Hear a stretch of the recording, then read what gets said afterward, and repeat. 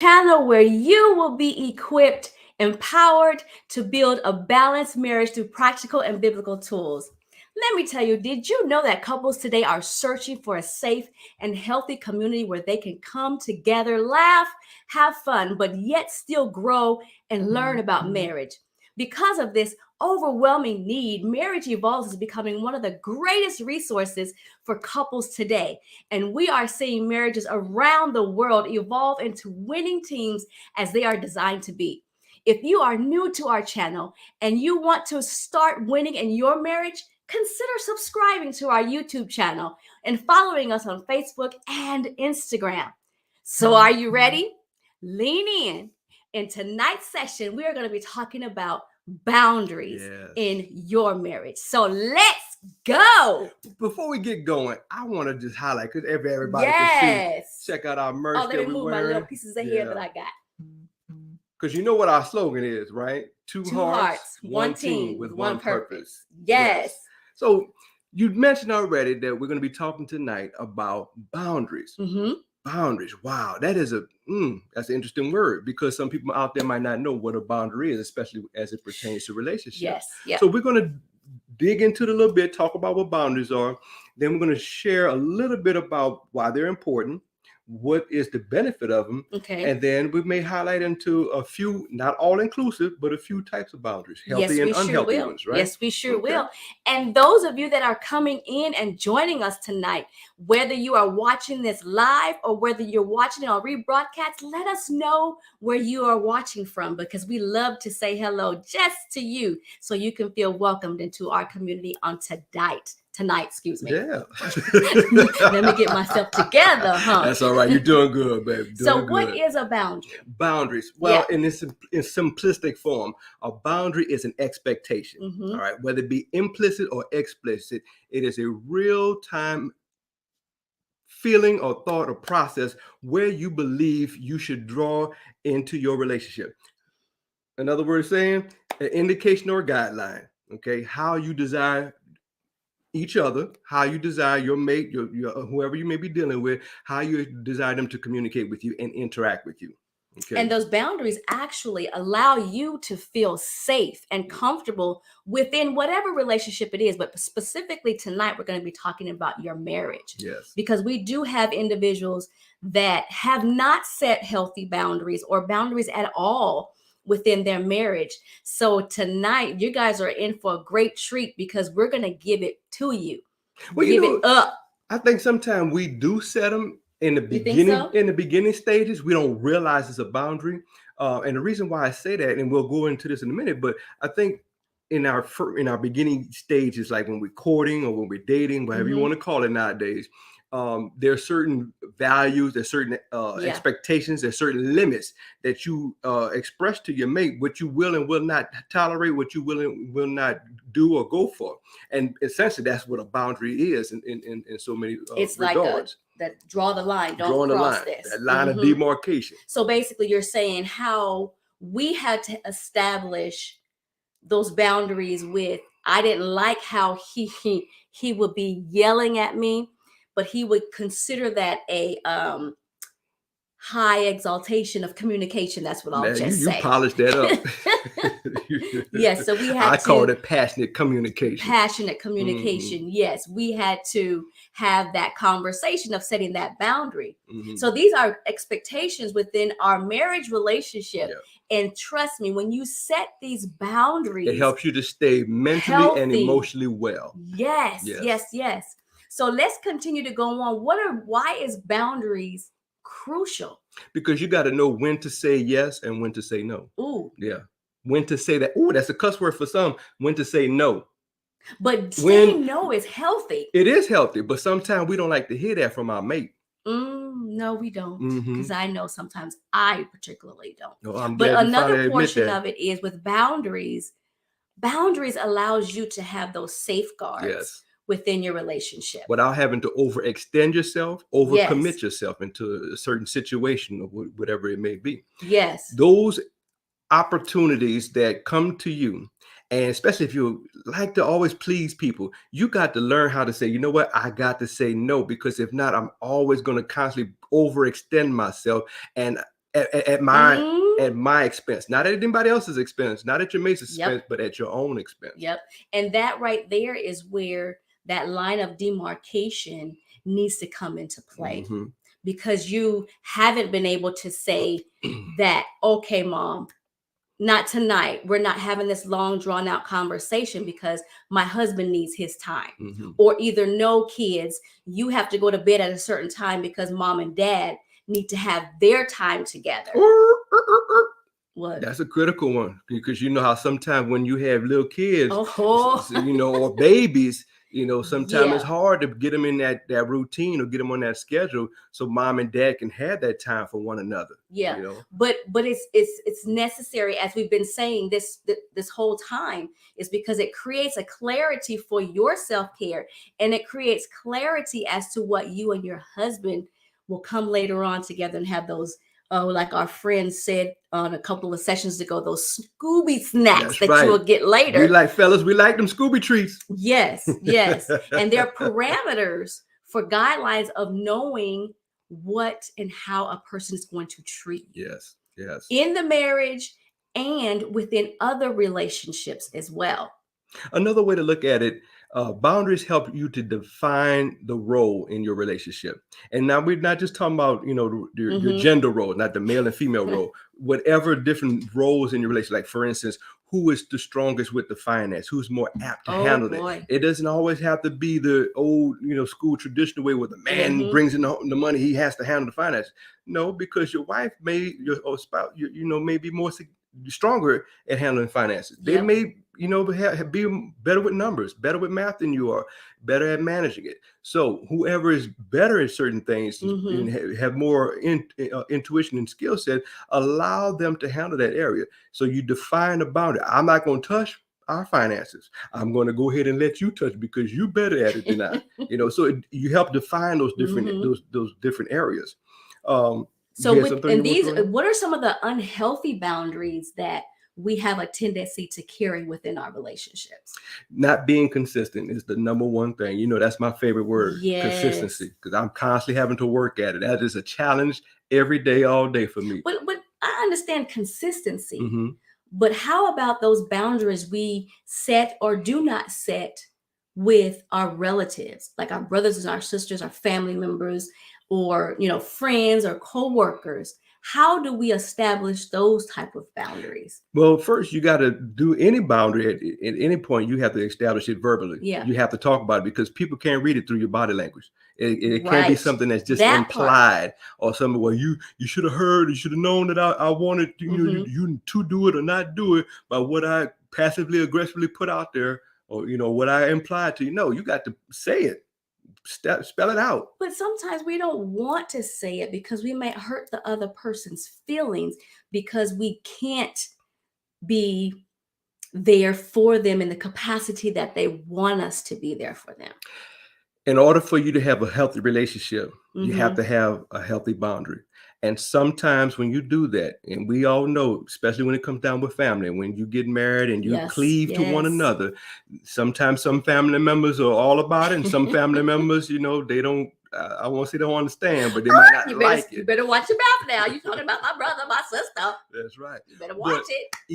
Even in that, when you set healthy boundaries, sometimes that loved one may not like it. They may pull back away. They may give you grief. They may have sadness about it. But if it's understood clear and you explain it to them very well, in time, you can with consistency, allow that relationship to formulate a new boundary. Not just a new boundary, but a new level of respect. Because when you set boundaries and you remain consistent in your boundary, you grow respect with that individual. In this case, like we're talking about in your relationship, you grow respect for one another as husband and wife. You grow respect if it's dealing with the kids or with your brothers, siblings, parents, whatever, anything like that. Now, I'll give you this example. In our beginning stages, when we were just dating, neither one of us were Christ. We were out there. Story? Yes, I am. Oh my God. I don't know what to expect right now, y'all. So y'all pray for me, okay? We were out there getting ready to go to the club, drinking and doing our thing. And I'll never forget, she was making me mad, and I called her a B. And she said, "Excuse me, what did you call me?" I said, "I called you a B." Why? She came out of the bathroom, stopped what she was doing, getting herself together, and just jumped up in my face. I'll never forget, I'm sitting there. At one point, I'm sitting there thinking to myself, I really want to laugh at her because she bold and brash enough to get in my face. But yet at the same time, I understood she had respect for herself, and she wanted me to have that same level of respect for her. So she established a boundary that she said, "Don't you ever call me that again. Don't you ever call me out of my name like that. I am not like anybody else that you have ever been around or think you have been before. I am not like that. Don't call me that." And I respected her for that. And to this day, I've never called her that because she stood up for herself. She established a boundary. Yes, yes. And I saw how she respected herself, and I helped her to remain consistent in that. And that is very good, because there are some women that don't know how to speak up for themselves, or even men for that matter. Yes. I cannot just leave my brothers out there. We have to all be able to express through communication how we feel, what you're going to accept and what you're not going to accept. I really don't care if you've been married 5 years, 2 years, 10 years, 15, 30 years. You still need to set these boundaries so your spouse can know. And there was a great comment that was I was getting ready to go there. Miss Yolanda, thank you so much for your comment. She said, sometimes we're going to go back a little bit. Sometimes we tell family too much. Our boundaries are too porous. And I'm glad she brought that out, because when we get ready to jump into the unhealthy boundaries, that's one level of unhealthy boundaries. It's called porous boundaries, which we're going to jump on in a minute. But go ahead, finish your thought process. But no, I was just getting ready to bring up, she's talking about that. And that can be a very hard and fine line when you have a very close or enmeshed relationship with family members. It's sometimes very difficult for some people to say no to your brother or your sister or your auntie or your niece or whomever it may be, or either you tell them, like Yolanda was saying, too much. They know more of your relationship than they need to know. And then and they know a lot of the negative portions of the relationship. And then when things begin to go right between you and your spouse, they might be looking at you or your spouse sideways, because all they know is what the negativity is that you gave them. So that part is where we need to establish the boundary. How much does your family need to know about your relationship or what's going on? How much does your friends need to know about your relationship and what's going on? Because if we're not careful, those intertwined relationships can get in the way and become hindrances, more so than helpfulness. But we got to be very careful with that. Because you want to, once again, you want to maintain consistency. Yes. You want to be clear in your verbal delivery, and you want to establish those parameters, which are guidelines for letting your other individual, your spouse, family member, whoever it is, to know what the expectations are in that relationship and what they will not be. Yes. Tell me about it. So Yolanda brought up a very good one, and that one is porous. There's several different types of boundaries that are unhealthy for our relationship. So the first one we're going to talk about is porous. We're not going to go into the full detail of it because you got to come back for the second portion. So sorry. And we kind of hit on this a little bit earlier, because we talked about overextending yourself. Oversharing, depleting yourself. Basically, when you have a porous or unhealthy boundary, a porous relationship, you are leading yourself to feel depleted, overextended, maybe depressed, having anxiety, and there's other dynamics that flow in that, which we're going to hit on a few in a minute. But those are certain symptoms. Notice I say symptoms. Yeah, symptoms, part of a bigger problem of not having healthy boundaries. Yes, but of unhealthy boundaries. A porous one. And another one too that I actually dealt with quite a bit in my relationship. I was a people pleaser. Always wanted to please people around me. You always wanted to please me? Well, I'm just saying, you said in your relationship, my man, hey, please me. So I always wanted to please other people, which became a hindrance in our relationship at times. Ain't that something? She wanted to please other people more than me. You know what? Actually, yes. I need to establish a boundary there. Yes. And that was very imbalanced because I wanted to please everybody else and wasn't really necessarily pleasing you. Like family? Yeah. Oh. Yeah, I had to go there, huh? Yes. Mm-hmm. Yes. They had a lot of influence in a lot of areas of our relationships because I didn't establish those boundaries with individuals that like I should have. So I became a people pleaser, always wanted to please everybody else more so than him, and not realizing that I was creating a huge disconnect here. In other words, she had the inability to say no. Very much so. Very much so. I did not know how to say no. I have learned over the years that saying no is very, very healthy. And it's needed because I need to stay healthy. He needs to stay healthy in this relationship so we can be able to pour into other individuals.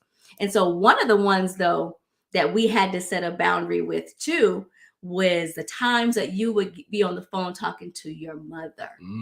Yes. That was Share a little bit about that, and then we'll go into a little bit of the next unhealthy boundary. Well, one of the things that, and I'm still working with it, still learning it. Yes, we are. There are times where, as we get older, as we're adults and we're living life in our way, sometimes, because we're learning this now as we're dealing with our adult children, sometimes our parents, in their best interest, they still have a tendency to want to parent you a lot.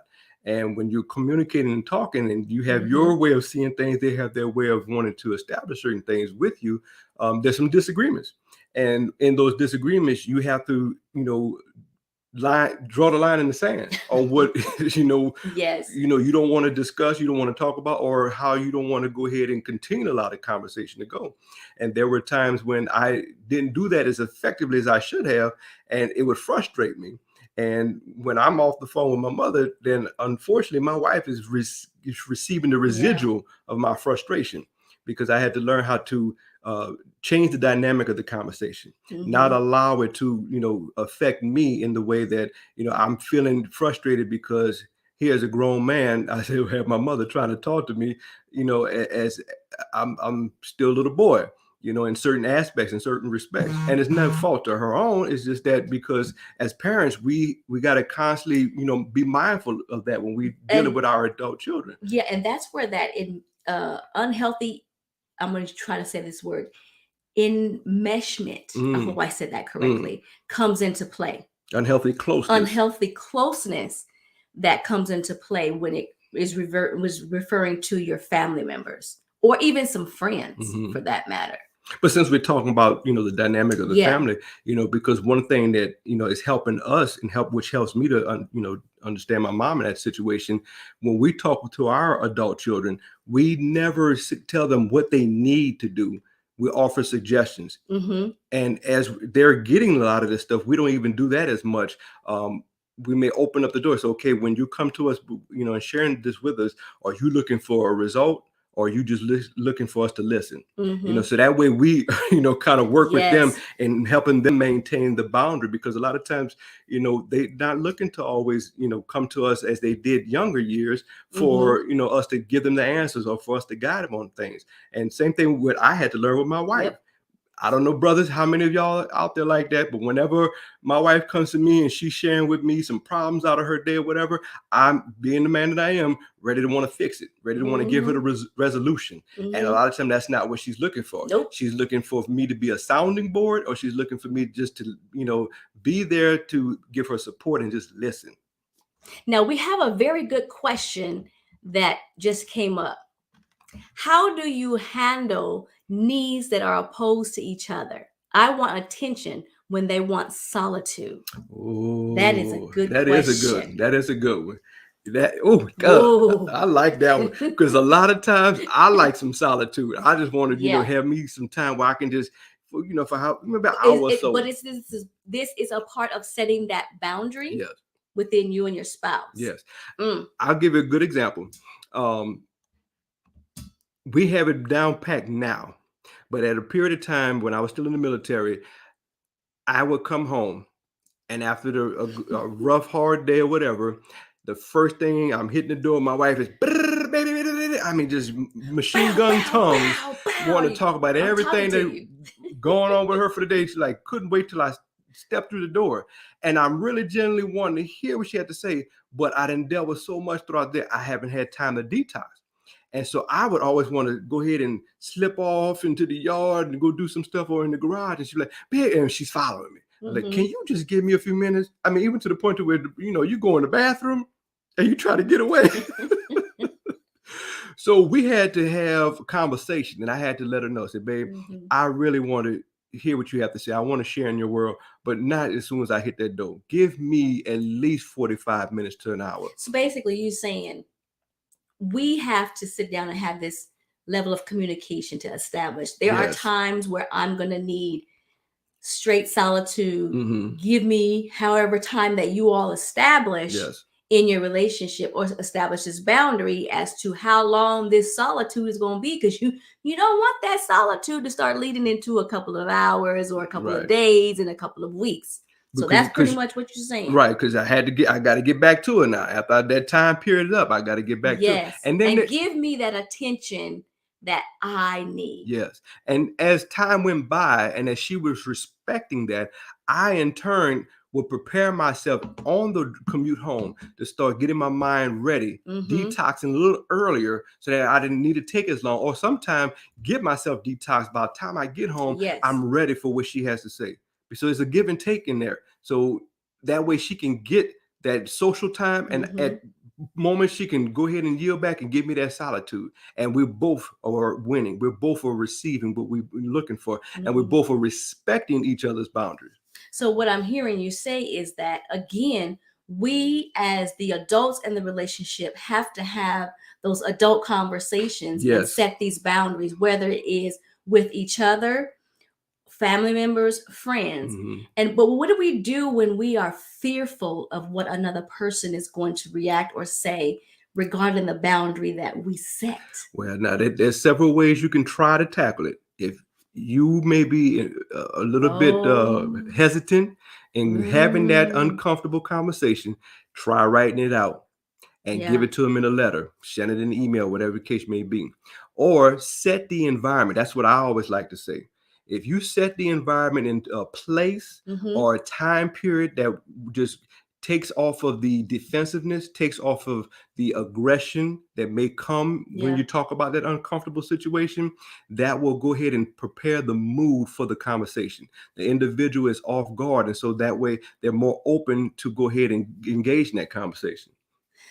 That's good, because I had to learn how to set the environment to have that conversation, to establish these boundaries.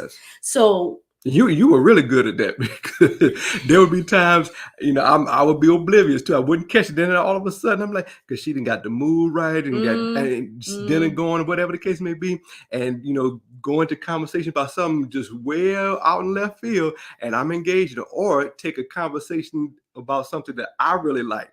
And that was really smooth. I like that. She would always pick on something that was like a hobby for me. So ask me questions about it, get me going. And next thing you know, she would interject that thing. And I'm like, okay, you're good. You're good, girl. Yes, I would. So the next one that we have is rigid boundaries. How many of you guys, put in the chat room if you're familiar with a rigid boundary? Rigid boundaries are those walls to keep us out, to make ourselves feel safe. We create those boundaries, and it's unhealthy because you don't want to be vulnerable. You don't want to be hurt by your spouse or anyone else for that matter. So you begin to build up these walls, and then you become disengaged with people because of these boundaries, with your spouse because of these boundaries. So we're just going to, put that out there. You have to get rid of these unhealthy boundaries and unhealthy ways that are keeping you from setting healthy boundaries. Next time, we're going to give you some tools on how to set healthy boundaries so you can be able to have an effective relationship and marriage with your spouse. So what is the question? Can I jump in there before we roll in? I know we're coming up close on our time. But since you kind of jumped into the rigidness, and I really feel this is pointed to bring out enforcing strict rules. in our homes and our marriages, sometimes we have a tendency to, and I'm going to come from the man side, because I'm brothers. I'm pro man. I support our brothers, but sometimes we can be a pain in the butt, because we have our way of wanting to do it depending on your background. And I'm gonna speak for myself, from coming from a military background. A lot of times we bring our work home. We have a responsibility that we enforce rules and laws and things on our job, and running the troops and this, that, and another. And we come home with that rigidity and that strict rules at the house, and we want that same demand on home. No, that ain't gonna work here, bro. Yeah, and it's not healthy. No, it's not healthy at all. But you know what? One of the guests made a very good comment, and the individual says rigid boundaries tend to come after we've been emotionally or physically hurt by someone we thought we could trust. Oh, wow. And that is key and true, because we've been hurt in a previous marriage or a previous relationship with a friend or within a marriage. We bring those unhealthy, rigid boundaries into our new relationship and not even realize it, that we do that. Because I didn't realize what I was doing until you brought it up to me and said, look, she just gave me an outburst one day. We're not your little soldier boys. And I'm like, okay, I get it. I understand. But it was not purposeful. It's just that I didn't know how to turn it off. When I left the job, and then sometimes some things it couldn't turn off, because there was those after-hour phone calls about certain situations, But go ahead, because I know you had something you wanted to pop off with. No, go ahead. But I was just going to highlight in there, because we're going to kind of pause off from there and pick up on the next session a little bit more about the rigid unhealthy boundaries and roll into our healthy ones. But please take time out to look at what areas in your relationship, in your marriage, that you have those unhealthy boundaries, and discuss them. Find the place, the time, the environment, and have that good, clear verbal conversation and establish a good, healthy boundary. And if you haven't already done so, reestablish it. Sometimes you may have had some stuff there, but you might have to go back and revisit it. And the biggest thing with having boundaries, I keep on saying this, I'm going to keep on saying it even in the following sessions, you got to be consistent. Once you establish it, you got to be consistent with it. Maintain a consistency with it. If you do not do that, the respect for that boundary being established and continually going forward will not be there. It will not get rooted like it needs to. So basically what we've been discussing on tonight is unhealthy boundaries, which some of us sometimes don't even realize that we are operating in, which is porous boundary and a rigid boundary. So next time we're going to talk a little bit more about those healthy boundaries and get a little bit more into detail of how to set it. But the number one key is setting it is you have to have that communication. Yes. There's no way you're going to get around any portions of a relationship without talking to the ones that you need to set these boundaries with. Now, is there going to be repercussions from individuals, even your spouse, when you begin to set a boundary?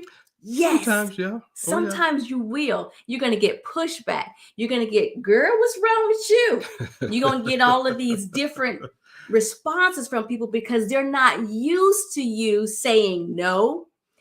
No, I'm not going to give you no more money. No, I'm not going to come and bail you out of jail because you're in there 50th time and you keep doing the same thing. Or either, no, I'm not going to come and hang out with you because being in your environment is not healthy for me. Or no, we're not going to have this conversation or go down this road in this conversation because this is not going to be conducive for us continuously forward with our relationship. So you're going to get some pushback, but we're going to talk to you a little bit more about how to deal with those pushbacks as well. Yes. But we're going to ask you this one question, and we want our audience to participate. Go ahead, Rod. So, brothers, I got a question for y'all. Yes. If you were picking up your mom and your wife is in the front seat, do you have your wife get in the back seat or do you have mom get in the back seat? I want to know what the brothers want to say about that. You can respond in the chat. You can go hit us up on our website and respond to it. We're going to go ahead and look at your answers and we're going to talk about them in the next session. But I also have one for the ladies. if your husband says no to you, would you go behind his back and go to your daddy or your stepdaddy or whomever was the male figure in your life? You gotta, hey, which daddy? Because Yes. there could be a couple of daddies out there. Sugar daddy, baby daddy. No. Who would you call? Would you call that individual when your husband says no? And the reason why we are asking you all these questions, because it is a form of an unhealthy or healthy boundary, because that's the part of that enmeshment. Are you doing too much for the other person more than you're doing for your spouse? Come on now. Come on. Are you respecting what your spouse has to say, or are you undermining them and going, oh, I'm going to go ahead and go behind his back, take care of it. I get it done. Yes. I like what this one individual said. Hubby says mom gets in the back seat unless she has a medical issue. That is true. That's right. But we also have another individual that says otherwise. He says his mama's getting in the front seat. Okay. Okay. All right. That must be a level of respect, seriously, for mama, I'm assuming. So, but anyway, my friends and our family and Marriage Evolves community, we thank you all so much for joining us on tonight. Yes. And if you are watching this on the rebroadcast, make sure you subscribe to our YouTube channel so you can get notifications when we go live. And you also can get notifications when we have new events coming up or whatever is coming up with Marriage Evolves. And also, too, make sure you not subscribe, but also follow us on Instagram and Facebook. Like us. Because please share like. It. Hit that cowbell, get those notifications for what's going on with Marriage Evolves, because we are definitely here to pour and empower you, not to pour, but to empower you in your relationship. Thank you once again. And we are Coach Rod and Roshawn. The other way around. Oh, yes, other way around. But in any case, we thank y'all for taking some time out to come and join with us. We look forward to seeing you again. Yes. And don't forget, if you want to know more about us, go to our website. Yes. It is on the bottom of the screen and get information about us. And we are beginning to start to go into different places. And we're working on a few things that's going to be awesome for our Marriage Evolves community. Yes. So important, we thank you once again. Yes. We are two hearts, one team with one purpose. There we go.